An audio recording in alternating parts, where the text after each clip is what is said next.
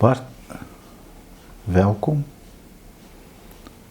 Dankie, Karl. Baie bly om te sien jy het deur die naweek gemaak. Jou gesig lyk beter, het niemand jou raak geslaan nie. Nee, ek het 'n lekker besoek in die boeremark gehad en pizzas vir middagete gehad gister, so goeie naweek. Dis baie nice. Bart, ons gaan dit nou weer in Engels doen, want dit gaan nou deel vorm van daai Academy stories en daai goeie, so kom ons probeer. We received video clips last Thursday, Friday, of kids that's been hosted at the Grizzlies Rugby Club or the Taina Rugby Club in the western side of Pretoria. It's simply not acceptable.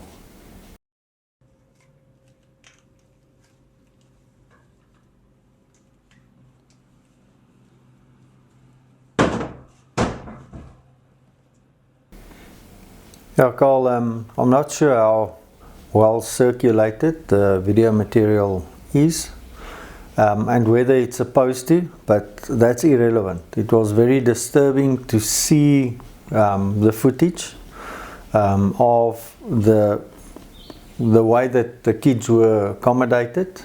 Whether it was an emergency measure for other accommodation that did not work out, whatever the case might be.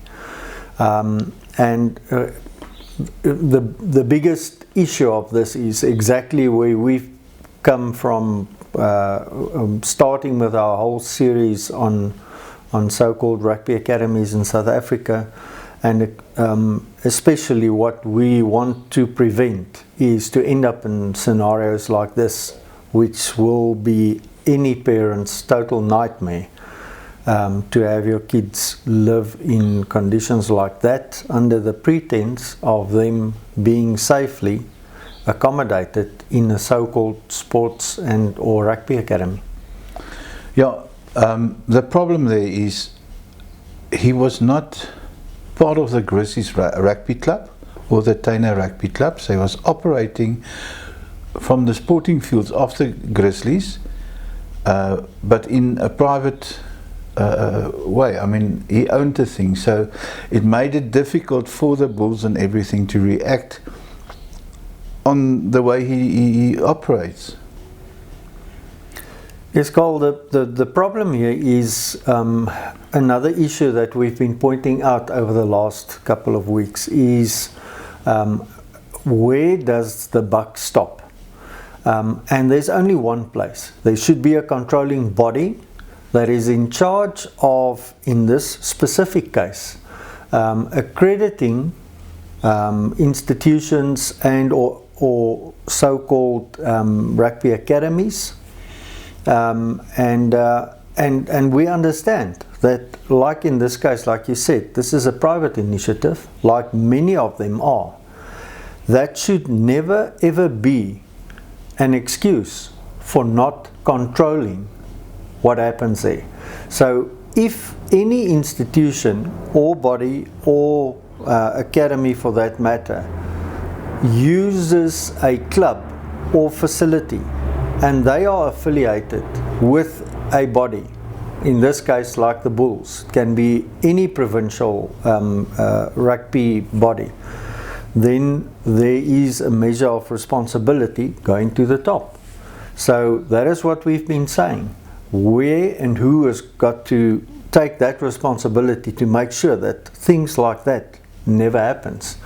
And therefore there's got to be a sensible accreditation process that originates from SARU's side, and from what we believe and have seen, there is an accreditation process. Whether it is actively imposed, I'm not sure if that happens, but what should happen is that should be escalated down to provincial and also club level, so that you have a control even over private initiatives.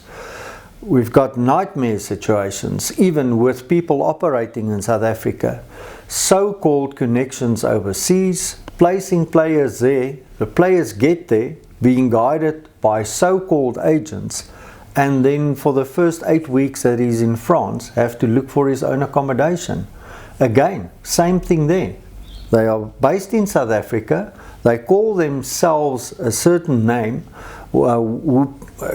people that's supposed to give opportunities to kids, and this is all about rugby opportunities. That's why we're focusing on academies. And whether it's an academy, a high performance institution, or creating opportunities for kids, whatever the case might be, there's a body that's supposed to look after all of this.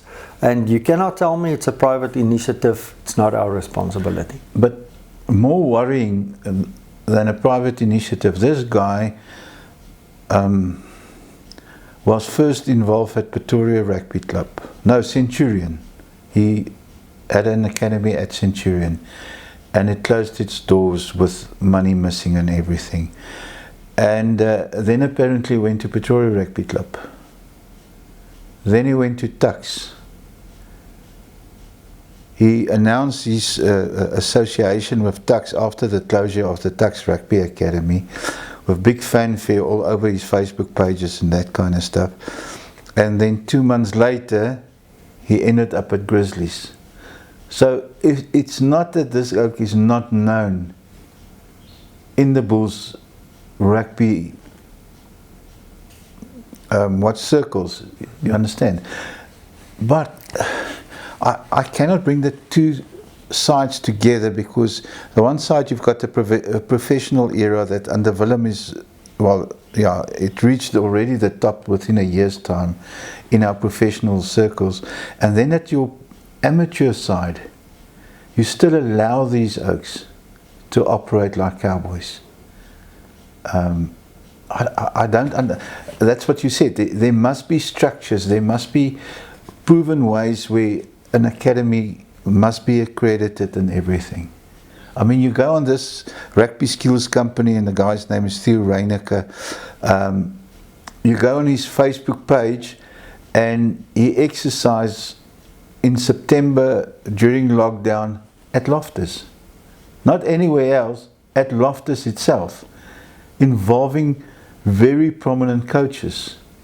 Then in February, while we were still under lockdown 3, he posts pictures where he does contact training at the Grizzlies. I cannot understand the guys that's in control of the amateur side and that kind of stuff. What are they doing? Apparently they did go and visit Grizzlies, and they stopped the whole thing at Grizzlies because it's a accredited or a club registered with, but that's too late. Again, this guy was able, due to the lack of will or the lack of, I don't know, just simply, to stop this oak. He's known in Pretoria as a crook with academies. I don't know, how would you change it? Carl, I think we learned a lot of lessons through, for example, COVID. And I use it as an example because it provided an emergency structure that we all had to adhere to. For example, during the time that you mentioned now, between, let's say, what was it, July or August and the end of the year, and the phase of COVID that we found ourselves in, there were very strict guidelines in terms of sport, practicing sport and participating in competitive sport. So everyone had to adhere to that. Whether you were a school, a club, a union, international body, everyone had to adhere to that, because this is all about national safety. So what is different when we get down to an academy? It's exactly the same principle here. You have kids in the academy that you're training with, that's got to be regulated. We've got a box smart system that is applicable in all competitive rugby throughout South Africa. So why do you turn a blind eye? Because you don't want to handle this private initiative that has come in, or he's not affiliated to us. It's very easy. He must be affiliated. If you create a rugby opportunity where you get more than one player together, even if it's only 2 or 4 or 6 or 10 players, and you call it an academy or a high performance center, or whatever the case might be, it means that you're going to use facilities. If you use any facility or you promote these players to go from there and play at a club or hopefully at a union, you're creating dreams for them. You want them to go abroad, like the example that I mentioned just now.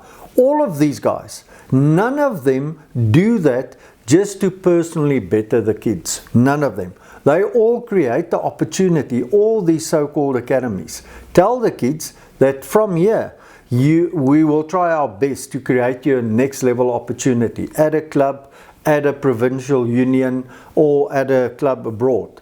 So if you go there, it must be aligned, it must be controlled, it must be part of an accredited system.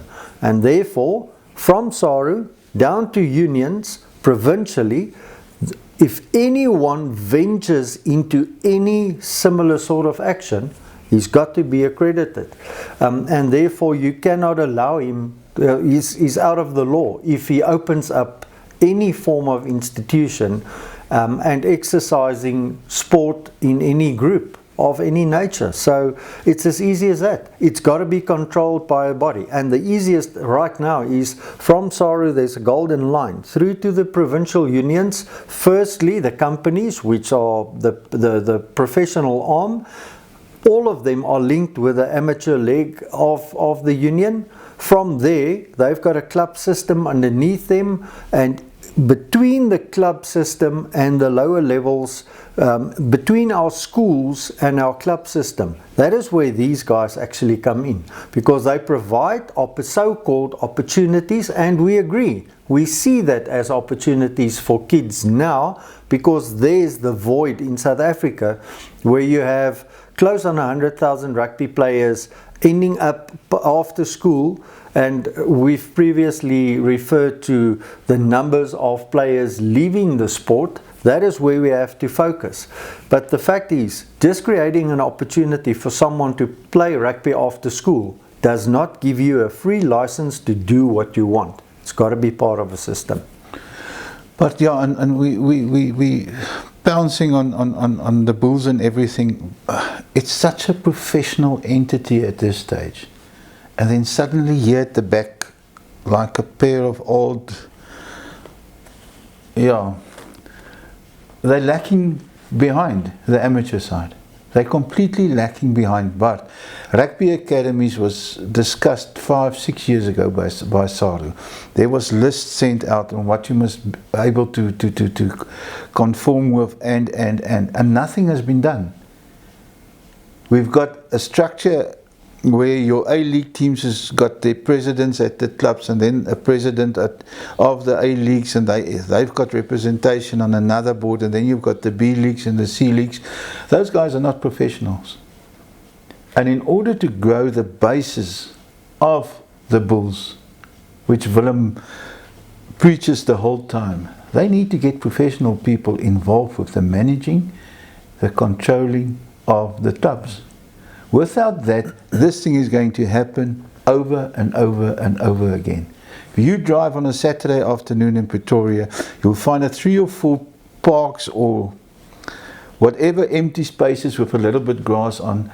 You'll find people with their own academy, with their own skills set up and everything. That must be stopped.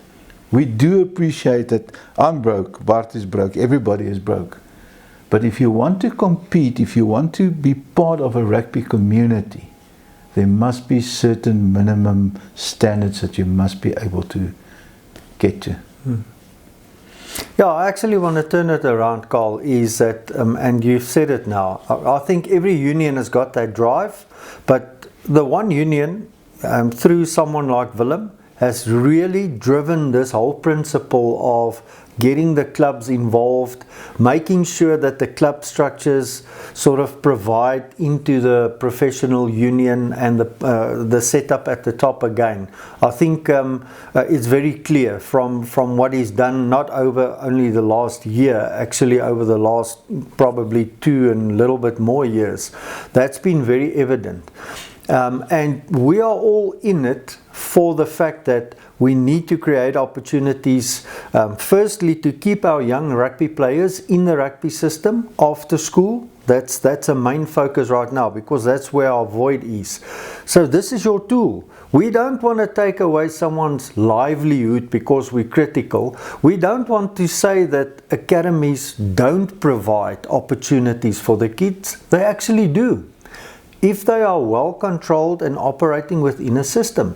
So therefore, to me, in my mind, this has got to be a huge focus area, because it can potentially and will potentially be probably where you will find in any province in South Africa currently, where you will find 90% of your rugby players. That's where they are. In the club rugby system or the post-school system. So if we have all been critical in saying that the clubs lack in terms of resources, which we know is evident, the clubs cannot just swoop up and facilitate all the school leavers because they're not in a position to do so. If it's then academies, then make sure that the academies fulfill certain criteria that actually provide a feeder system into a club, which provides a feeder system into the union. It's as easy as that. Then you will make it a positive spin, and making sure that there will be belief into the systems again. But the idea we get right now is that controlling bodies don't want to touch it, because it's too difficult. It might cost us a couple of bucks, it might cost us money. We have to provide someone to go and police this. Get someone to do that. Then you get someone to go and police the system, because it's not that difficult. All you have to do is to make sure that the criteria are verified. You're working with people, you're working with kids who's got futures and other parents' loved ones. So it's not supposed to be handled differently than the club system. But Bart, we've just came from a meeting at the academy, and they said to us 5 years ago, 6 years ago, 7 years ago, when they started, they had problems getting the guys from the Bulls at the academy, and they put them on a 1-year trial basis. And since that, nobody of the Bulls bothered to go and visit and see what they're doing. But we've got paid employees by the Bulls, that the club structure, the feeding of the players to the club structure must be their first priority. And if you don't even bother to go and visit your 3 proper academies that the Bulls have, make sure there's an accreditation system, make sure there's criteria of what a club must be or what an academy must be, but then you're not doing your job. Yeah, that's just my opinion, but we can confirm apparently they were closed at Grizzlies. Where the kids has gone, nobody knows. And I presume this guy will pop up sooner or later at another club, maybe the Silver Falcon. Well, if the current verification system continues on its merry way, he will start up somewhere else, because there's no control. Unless someone really steps in and say, this is where the buck stops, no one, no private initiative, no skills company, no nothing will do anything with regards to rugby if you're not directly affiliated to your closest club, which is the sensible thing to do, or you using a club from that club, which in turn should have a verification process that they receive from the senior union. It's as easy as that. But someone needs to make that call and say, nothing of this nature starts up. You've said it previously, probably the best form of any possible academy that you can find is our schools. But the fact of the matter is, the schools cannot control the school leavers. The clubs cannot or don't have the resources to catch up everyone that leaves the school. So let's help everyone then to create opportunities for rugby players in the middle, but it's got to be in a controlled environment, and like you say, it's got to be managed from the top, not from the bottom. Yeah, to end of, but I think the last link in this whole, I almost called it a thing with around stuff, is the parents. You don't send your kid to an academy. I don't care what they charge you. You don't send him to an academy if you have not verified their credentials, you have not verified what club they're with, you understand what I'm saying? You're lazy, you're working with your kid and you're simply too lazy to do anything. Really, but there's no excuse anybody can have allowing young boys to be hosted in damn toilets at a rugby club. It's not supposed to happen, not anywhere in the world. I don't know if you've got a last opinion on that.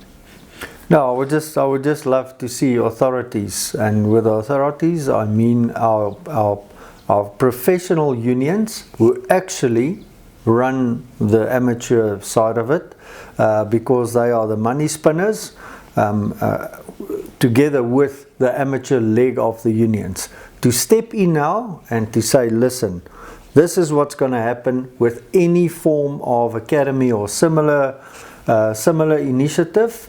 Nothing will happen unless you have accreditation, and accreditation does not mean you get benefits. It's merely a question of, we will verify whether you're in a position to be able to work with parents' kids, and in a region or in an area which falls under our auspices. That's what needs to happen now. But I don't think we will live when that happens.